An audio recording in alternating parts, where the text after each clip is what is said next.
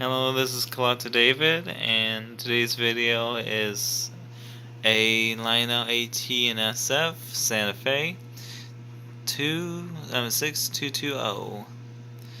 And I got this train at a train show from a person that wanted to give away the train stuff pretty cheap.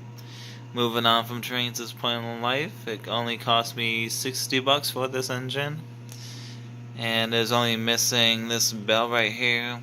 I had a broken one of these, so I got a new old stock of those, which cost me about $10 total. It's only about $70 into it.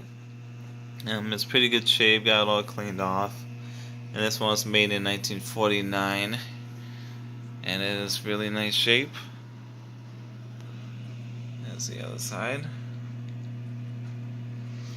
And this one is actually a bell dinger. So it has a bell on the inside. As it goes around every foot or so, it dings.